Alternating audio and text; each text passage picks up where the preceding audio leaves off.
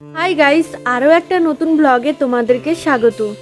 আশা করছি তোমরা সকলেই খুব ভালো আছো আর আমিও খুব ভালো আছি। তো গাইস, আজকের এই ব্লগে আমি আমাদের জমি দেখাবো, মানে আমাদের জমিতে কি কি লাগিয়েছে। তো গাইস, তোমরা ভিডিওটা কন্টিনিউ দেখতে থাকো।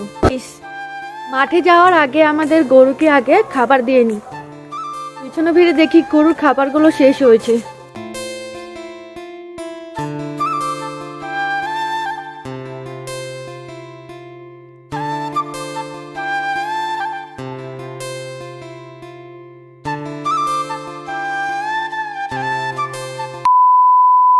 এই দেখো গাইস, এটা হচ্ছে আমাদের সর্ষের জমি আর আমার পেছনে আছে আমাদের আলুর জমি। একটা ক্ষেতে আলু লাগিয়েছে আর পাশে লাগিয়েছে বেগুন, আর ওই সাইডে লাগিয়েছে ধানের বিছুন। প্রচুর ঠান্ডা পড়ছে গাইস, একদম প্রচুর। কয়েকদিন ধরে তো রোদই উঠছে না, কি আর বলবো গাইস। ঠান্ডার কারণে আমি এখন বসে আছি, অনেক হাওয়া বইছে গাইস। তোমাদের ওখানে কি আমাদের মতোই রোদ উঠছে না? মানে তোমাদের ওইখানে আমাদের এখানকার মতো ঠান্ডা? तू समझा? हाँ नहीं तू समझा नहीं।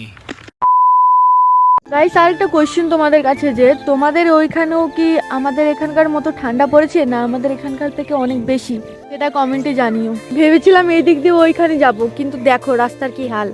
এদিক দিয়ে আর যাওয়া যাবে? তোমাদের কি মনে হয়? এদিক দিয়ে যদি যাই আমি, আর যদি কেউ দেখে নেয় তাহলে তো আমি শেষ। তো এটাই ভালো যে আমি ওই দিক দিয়ে যাই, একটু ওই দিক দিয়ে যাই আর কিছু ভিউ তোমাদেরকে দেখাই।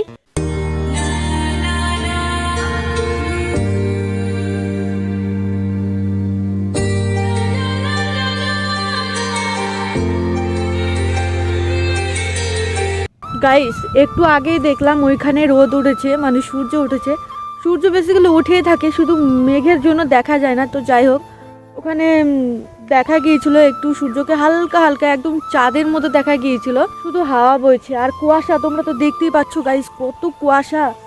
এখন বিকেলের টাইম, তাও কুয়াশা রয়েছে। সকালে অনেক কুয়াশা থাকে, তাও ওই টাইমে আমাকে যেতে হয় পড়াতে। তোমরা একবার ভাবো। এতক্ষণ ধরে তো অনেক কিছুই বলে ফেললাম গাইস। তোমাদেরকে ভিডিওটা ভালো লাগছে না লাগছে আমি তো কিছু বুঝতে পারছি না। আশা করছি ভালোই লাগবে।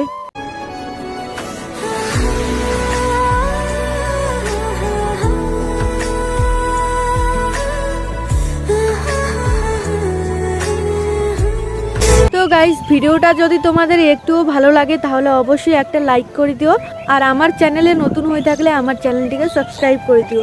তো আজকের মতো এইটুকু, দেখা হবে নেক্সট ব্লগে। ততক্ষণের জন্য রাধে রাধে।